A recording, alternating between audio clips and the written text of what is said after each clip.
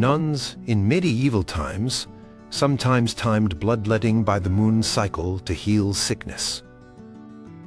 To fix a nasty toothache, a nun might have her tooth yanked out with plain old pliers, no numbing cream in sight. And get this for a cough remedy. Some potions actually had boiled snails or ground up earthworms in them. They also believed that special charms or touching holy bones could fight off fevers just as well as any herb. Number 9. The unseen torment headaches and their heavenly and earthly fixes. Ever had a headache that just wouldn't quit? Imagine dealing with that in a stone nunnery with no painkillers. Nuns often suffered from throbbing, pounding head pain, sometimes so bad they couldn't stand the light. These weren't just your average stress headaches. They were a real torment. Life in the cloister, though peaceful in theory, came with its own headache triggers. Hours spent squinting at tiny script in dimly lit scriptoriums, endless needlework, the constant smell of incense or smoky fires, and even intense long prayer sessions or fasting could bring on a splitting headache. Medieval folks, including the wise women in nunneries, had their own ideas about what caused these. They often pointed to an imbalance of the body's humors, those vital fluids like phlegm or choler, yellow bile. Thinking too much of one was messing things up in the head. Sometimes they even suspected pesky evil spirits or a sign of divine displeasure. So what did a nun do when her head felt like it was about to explode? She'd turn to the nunnery's infirmarian, who was like the resident doctor and pharmacist rolled into one. Herbal remedies were huge. Think calming lavender, strong-smelling rosemary, or gentle chamomile. These herbs might be crushed and applied as a poultice directly to the throbbing temples, or their vapors inhaled from a steaming bowl. Sometimes they were brewed into a special tea or wine. The famous nun and healer Hildegard of Bingen had her own go-tos. She suggested hyssop wine for headaches, or even applying slices of fresh radish to the temples for relief. Betony was another popular herb, considered a bit of a cure, all for head troubles.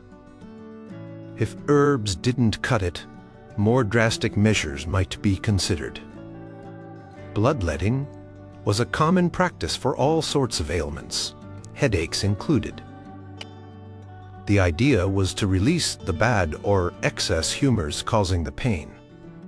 A small cut would be made often on the temples or forehead to let some blood flow out.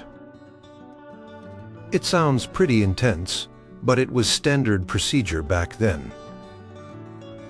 Beyond the physical, spiritual cures were always on hand. Nuns would pray fervently, sometimes invoking specific saints known for helping with head pain, like Saint Denis. They might also wear religious amulets or touch holy relics, believing in their power to heal. Simple things like rest in a quiet, dark room were also understood to help, and dietary advice was common, perhaps avoiding cold or moist foods if too much phlegm was thought to be the culprit. It was a multi-pronged attack against the unseen torment in their heads. Number 8. The gnawing nuisance, toothaches, and gutsy gum cures. Oh, the agony of a toothache. Before modern dentistry, this common problem was a source of pure misery, and nuns in their cloisters were not immune. Imagine that deep throbbing pain, a swollen face, and the sheer difficulty of eating or even concentrating on prayers. It was a gnawing nuisance that could bring even the most devout sister to tears. Medieval people had some pretty wild ideas about what caused toothaches. A very popular belief was the toothworm, a tiny invisible worm that supposedly burrowed into the tooth and gnawed away at it. Others thought it could be a punishment from God, perhaps for sins of speech or, like many illnesses, an imbalance of the body's humors. Given the diets of the time, which could include coarse breads that wore down enamel and honey, or fruits that contributed to decay, plus a lack of what we'd call dental hygiene, tooth problems were incredibly common. When a nun suffered from this dental dread, the infirmary would offer a range of treatments, some more bearable than others. Herbal remedies were the first line of defense. If they could get it through trade routes, clove oil was prized for its numbing properties, just like today. Pellitory root was another one, chewed to stimulate saliva and numb pain. Plantain leaves were used too, perhaps as a poultice. A dangerous herb called henbane was sometimes used very carefully, as it could dull pain but was also poisonous. Nuns might create poultices of figs mixed with herbs to place on the sore gum. If the pain was unbearable and herbs weren't working, extraction was often the next step. This wasn't a job for a delicate hand. Sometimes a knowledgeable nun or a visiting barber surgeon, who did a lot more than cut hair back then, would perform the extraction, their tools. Basic iron pliers, unsterilized. There was no anesthetic, just maybe a strong gulp of wine or a prayer to Saint Apollonia, the patron saint of toothache sufferers. It was a brutal, painful procedure. Other cures were even more out there. Cautery involved burning the gum or even the nerve of the tooth with a tiny, red-hot iron to kill the pain or the supposed worm. Some people tried fumigation. They'd burn henbane seeds and make the sufferer inhale the smoke, hoping it would force the toothworms out. Sometimes, these worms, which were actually bits of the plant's seed, would fall out, proving the treatment worked. And of course, charms and prayers were essential. A nun might write specific holy words on a piece of bread and eat it, or wear a special amulet, desperately seeking relief from the gnawing nuisance. Number 7. The inner crawlies. Intestinal worms and how nuns fought back.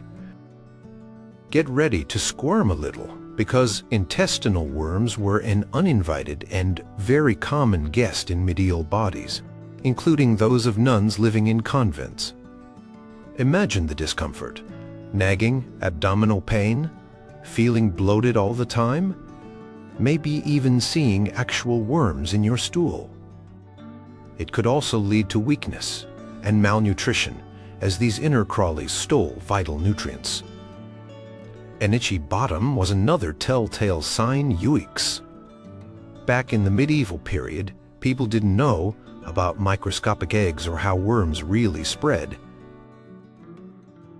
The common belief was that worms just sort of appeared spontaneously inside the body. They thought it happened because of corrupt humors, basically, if your internal fluids were out of whack, or from eating bad or improperly prepared food. Given the challenges with sanitation, especially with latrines and water sources, and the ways food was preserved and prepared in communal kitchens, it's no surprise that worm infestations were rampant. Nuns, however, were not ones to take these unwelcome inhabitants lying down. Their infirmaries were stocked with an arsenal of herbal dewormers, known as anthelmintics. These were usually incredibly bitter concoctions, because the thinking was that bitter tastes would drive the worms out. Wormwood, yes, the stuff absinthe is made from, was a star player, and its name even tells you its job. Tansy, another bitter herb, was also widely used, as was garlic, rue, and the root of the male fern. The famed Abbess Hildegard of Bingen specifically recommended wormwood and tansy for expelling these parasites. These herbs would be brewed into potent teas or mixed into other charmingly named worm-killing potions. Besides these targeted herbal attacks, strong purgatives, laxatives, were often employed. Ingredients like senna or rhubarb root would be given to cause a major flushing out of the digestive system, hopefully taking the worms along with them. It must have been an exhausting experience, but they were desperate. Dietary strategies were also part of the plan. Sometimes a period of fasting was recommended, followed by eating specific foods believed to be hostile to worms, like very salty meats or more bitter herbs. And as with nearly all medieval ailments, prayers and charms played their part. Nuns would pray for relief and might use blessed objects, hoping for a divine intervention against these internal invaders. While some general medieval texts mention truly bizarre ingredients, like powdered peacock dung in worm remedies, monastic records tend to focus more on the extensive herbal knowledge cultivated within their own gardens. They were resourceful in their battle against the inner crawlies. Number 6. The scratching, scourge, scabies, and other itchy afflictions. Imagine an itch so intense, so persistent, especially at night, that it drives you absolutely mad. That was the reality for many suffering from scabies, a tiny mite that burrows under the skin, and nuns in the close confines of a convent were definitely at risk. This scratching scourge, along with other itchy skin conditions, could make life miserable, leading to rashes, sores from constant scratching, and a whole lot of discomfort. Medieval folks didn't have microscopes to see the tiny mites causing scabies, but they certainly knew the misery it caused. They often attributed such skin problems to bad humors, in the body trying to escape, or simply to poor hygiene, though their ideas of hygiene were very different from ours. In a nunnery, where sisters lived in close quarters, sometimes sharing bedding, clothing, or washing facilities, it was easy for contagious conditions like scabies to spread like wildfire. When the dreaded itch took hold, the nunnery's infirmarian would swing into action with a variety of treatments. Sulfur was a key weapon against scabies, often mixed into ointments with lard or oil. It's actually still used today. However, some other ingredients were far more dangerous. Mercury, a highly toxic substance, was also commonly used in skin ointments. While it might have killed the mites, it also poisoned the patient. Ointments containing hellebore, another potent plant, were also applied. For general itchiness or less severe rashes, soothing herbs like chamomile or rosemary might be used in balms. Hildegard of Bingen, with her vast knowledge of herbal medicine, suggested an ointment made from leadwort and lard for skin issues. Medicated baths were another approach. Nuns might soak in water infused with herbs like tansy or wormwood, believed to have cleansing and anti-itch properties. While daily bathing wasn't the norm for everyone in the Middle Ages, therapeutic baths for specific ailments were definitely prescribed. If a nun was found to have a particularly bad or contagious-looking rash, she might be isolated from the others to prevent whatever it was from spreading. This wasn't based on germ theory, of course, but on practical observation that some illnesses seemed to pass from person to person. Efforts would also be made to clean clothing and bedding, perhaps by washing with strong soap or airing them out, though their effectiveness was limited without understanding the true cause. It was a constant battle to keep the scratching scourge at bay within the convent walls, using every tool from powerful herbs to prayers for relief. Number 5. The chills and burns, agues and fevers that mystified medieval medics.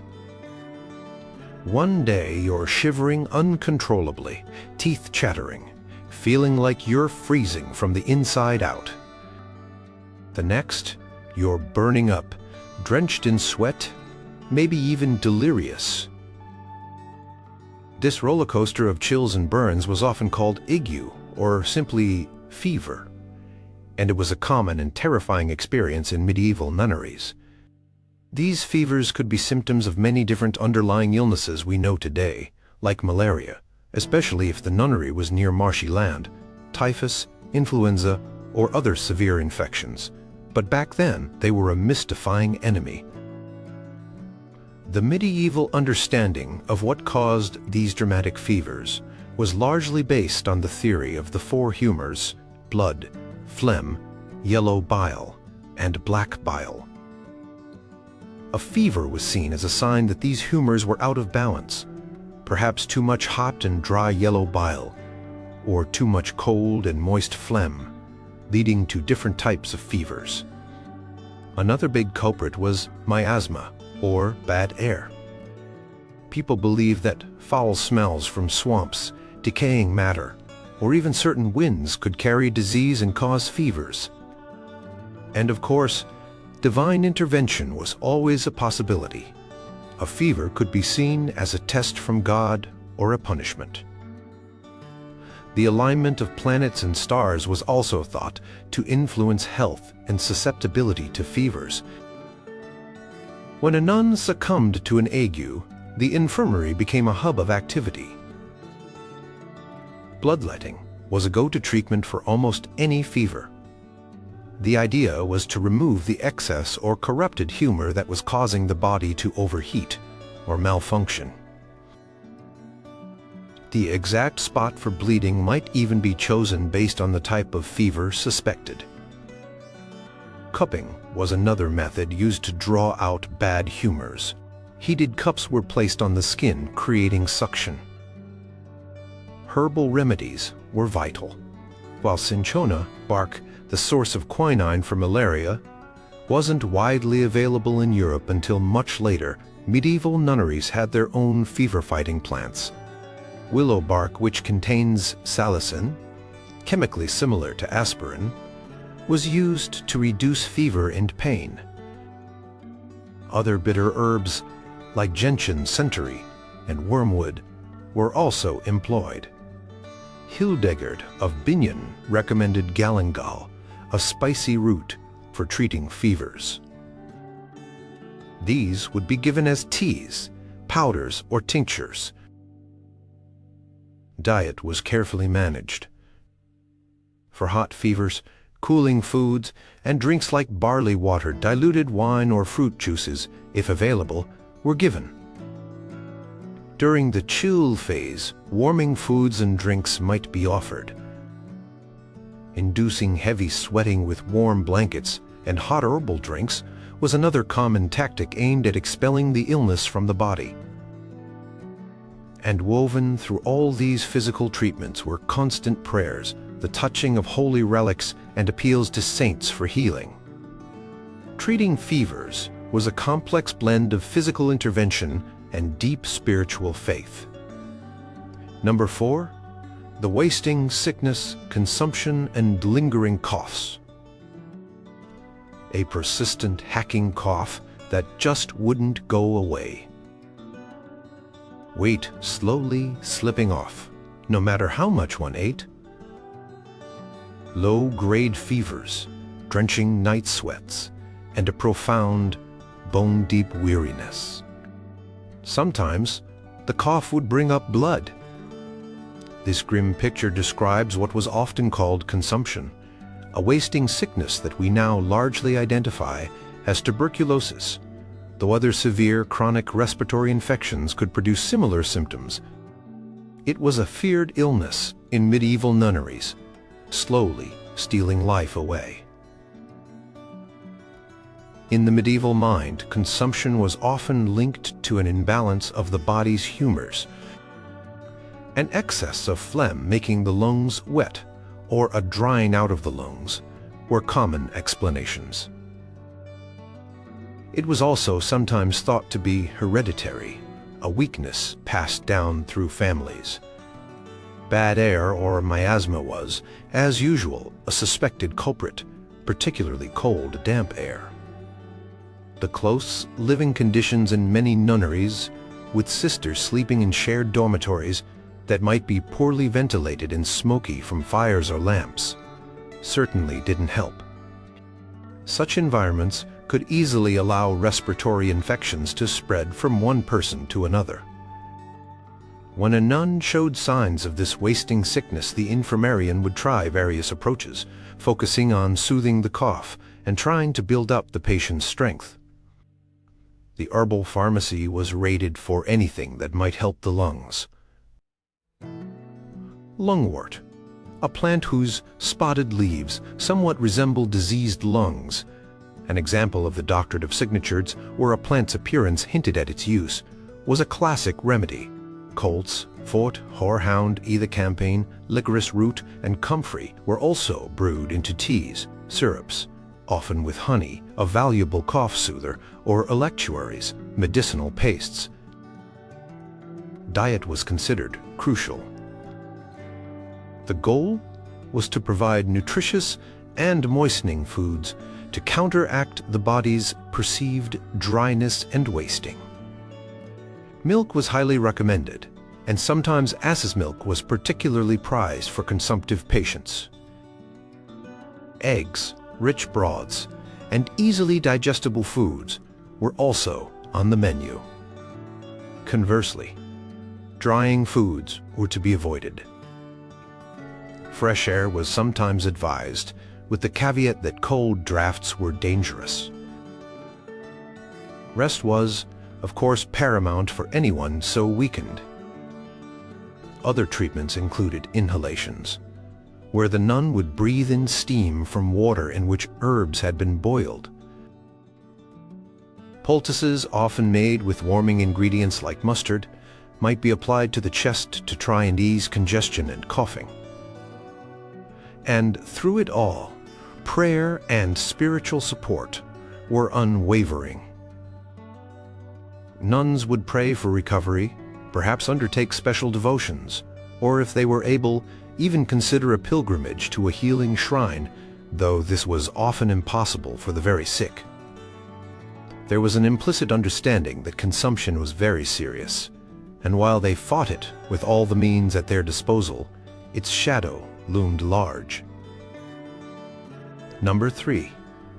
The spirits, shadow, melancholy, and acedia in the cloister. Life in a medieval nunnery was dedicated to God, filled with prayer, work, and contemplation.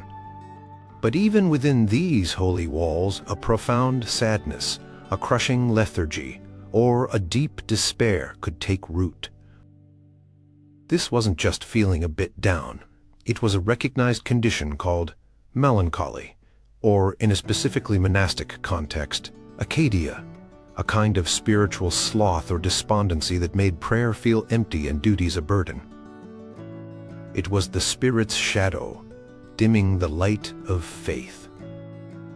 Medieval thinkers, drawing on ancient Greek medicine, attributed melancholy primarily to an excess of black bile, one of the 4 humors.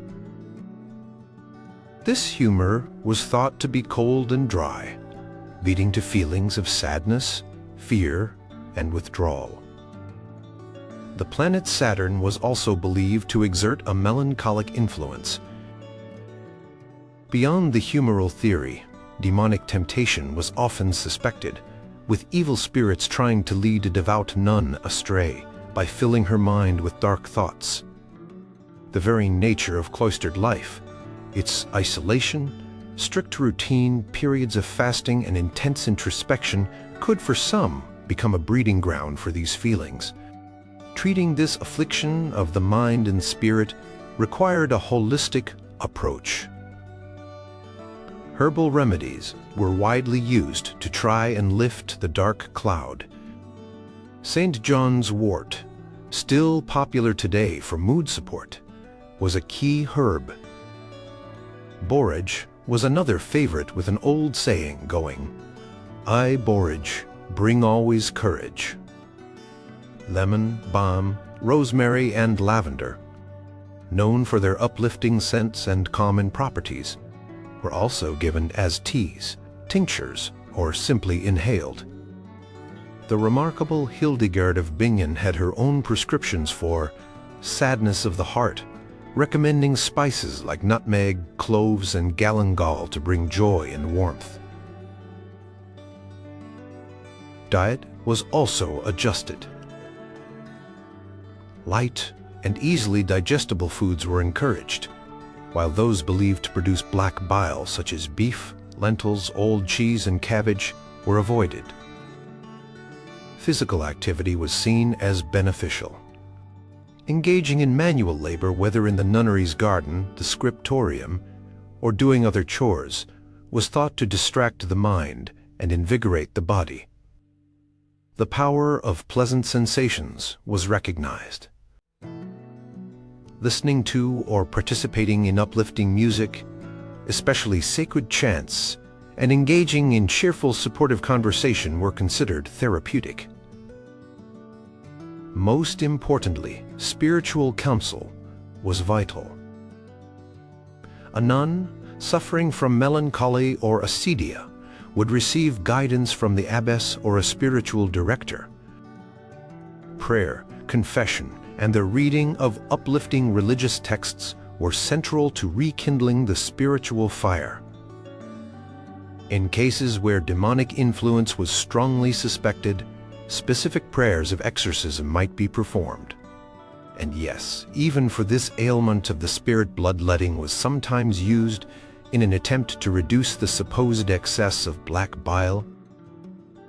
It was a multifaceted effort to chase away the shadows and restore peace to the troubled soul. Number 2. The agony within, dysentery, the bloody flux, and gut-wrenching ills. Few illnesses inspired as much dread in medieval times as dysentery, grimly known as the bloody flux. Imagine suffering from almost constant, urgent, and painful diarrhea, often containing blood and mucus. Add to that severe abdominal cramps, fever, and a rapid weakening from dehydration. It was a brutal, often deadly affliction, and nunneries, like any other communal living situation in that era, were highly vulnerable to outbreaks. The medieval understanding of dysentery was, like many diseases, tied to the humoral theory, an imbalance perhaps of hot and moist humors, leading to a corruption within the bowels. Contaminated food or water was often suspected, as was bad air or miasma, particularly foul odors emanating from latrines or decaying organic matter. While they didn't know about the bacteria or amoebas that actually cause dysentery, their observations about hygiene and food handling, however imperfect, hinted at the sources of the problem. In a nunnery, shared water sources, communal latrines, and the preparation of food for many people all presented opportunities for the illness to take hold and spread quickly. When the bloody flux struck, the infirmarian's primary goal was to stop the debilitating diarrhea and soothe the ravaged gut. Astringent herbs were the main line of attack. These herbs contain tannins that help to tighten tissues and reduce secretions. Roots like tormentil and bistort, along with plantain leaves, oak bark, rich in tannins, and blackberry leaves or root, were brewed into strong decoctions for the sufferer to drink. Rice water, made from boiling rice, was also given for its binding and soothing properties. Diet was carefully controlled. Once the initial, most severe phase was over, binding foods were introduced. Toasted bread, plain cooked rice, and fruits like pomegranates. If the nunnery was wealthy enough, or had them in their garden, were thought to help solidify the stool. Initially, most fruits and watery vegetables were avoided. Rehydration was critical, though the full science of it wasn't understood. Sufferers were given water, weak wine, often considered safer than water, or barley water, to try and combat the fluid loss. For severe pain and to try and slow the relentless activity of the bowels, opium-based preparations were sometimes used. Opium derived from poppies was known for its pain-relieving and bowel-slowing effects, but it was a potent substance used with caution. Some remedies involved ingesting special types of clay like terra sigillata, sealed earth, which was believed to absorb toxins from the gut. Animus, using herbal concoctions with astringent properties, might also be administered to try and treat the problem directly. And throughout this ordeal, fervent prayers were offered often to saints like Saint Erasmus of Formia, also known as Saint Elmo, who was the patron saint of abdominal pain and intestinal disorders. Efforts to improve hygiene, such as cleaning latrines with vinegar or scattering fragrant herbs, were made, though their impact was limited without a true understanding of germ transmission. Number 1. The red-hot threat: erysipelas, ignis sacer, and burning skin. Picture a patch of skin suddenly turning fiery red, swelling up, feeling hot to the touch, and becoming incredibly painful. The edges of this rash are often sharply defined, and it can spread quickly, sometimes accompanied by fever and chills. This alarming condition was often called erysipelas, or sometimes ignis sacer, holy fire, or St. Anthony's fire, a name also given to ergotism, but erysipelas, a bacterial skin infection, fits well here. It was a frightening and common threat, especially since any small break in the skin could become an entry point for the trouble. In medieval nunneries, daily life involved many tasks that could lead to minor cuts, scrapes, or insect bites. Gardening, kitchen work, needlework, even just stumbling on uneven stone floors. If these small wounds weren't kept clean, and ideas about wound hygiene were very different then, bacteria like streptococcus could invade, leading to erysipelas. The medieval explanation for this red-hot affliction usually involved an imbalance of the humors, typically an excess of hot and dry choler, yellow bile. It could also be seen as a divine punishment, or the result of some external evil influence. When a nun developed this alarming burning rash, the infirmary would deploy a range of treatments aimed at cooling the inflammation and drawing out the heat. Cooling and astringent herbal poultices were a mainstay. Crushed plantain leaves, comfrey, known for its healing properties, also called knitbone, fresh house leek juice, rose petals, or mallow leaves would be applied directly to the inflamed skin. Lotions made with vinegar or wine, known for their cooling and cleansing effects, were also used to bathe the area. The renowned healer, Hildegard of Bingen, suggested applying violet ointment to soothe such fiery skin conditions. If a high fever accompanied the rash, bloodletting might be performed. The logic was to release the excessive hot humors that were believed to be fueling the illness. The nun's diet would also be adjusted to include cooling foods, and she would be advised to avoid hot spices, rich meats, and strong wine. There was a strong spiritual dimension to treating erysipelas, especially given its association with St. Anthony's fire.